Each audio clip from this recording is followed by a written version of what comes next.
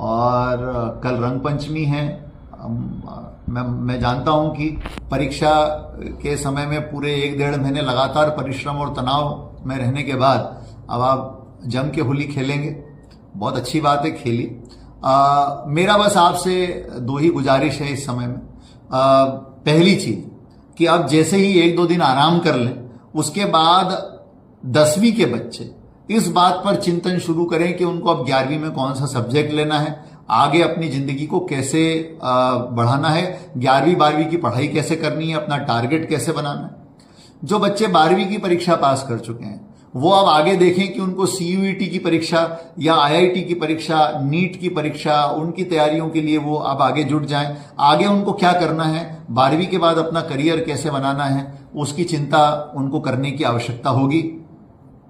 मैं एक अनुरोध आपसे करना चाहूंगा कि अब परीक्षाएं हो गई हैं, उसके बाद कई बच्चों की आदत रहती है कि वो घर में कैलकुलेशन करने बैठ जाते हैं कि अब मेरे इतने आएंगे, मेरे इतने आएंगे, मेरे इतने आएंगे, और किसी विषय में ऐसा लगता है कि थोड़े कम आ रहे हैं या कुछ इशू हो रहा है तो वो परेशान हो जाते हैं, टेंशन हो जाती है उनको।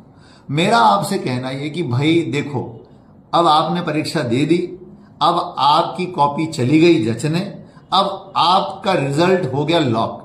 अब आप उसको चाह करके भी बदल नहीं सकते, अब जो होना था सब हो गया। इसीलिए अब इसकी कैलकुलेशन बिल्कुल मत करिए। अब इस बारे में मत सोचिए कि अरे मैं ऐसा लिख देता तो कितना अच्छा रहता, इसका उत्तर मैं ये डाल देता तो कितना अच्छा रहता। कोई मतलब नहीं इन चीजों का, ये हम अनावश्यक रूप से अपने आप को तनाव में डालते हैं। तो इन सब चीजों की बजाय मेरा आपसे रिक्वेस्ट है कि आप फ्यूचर प्लानिंग में अपना ध्यान लगाइए। और आपको किसी प्रकार की भी मदद की जरूरत हो कि 10वीं में सर हमको सब्जेक्ट कैसे लेना हमें नहीं समझ में आ रहा, हमको 12वीं के बाद कैसे प्लान करना फ्यूचर ये नहीं समझ में आ रहा, तो प्लीज आप दमो हेल्पलाइन पर हमसे संपर्क करें। हमारा नंबर है 350-300।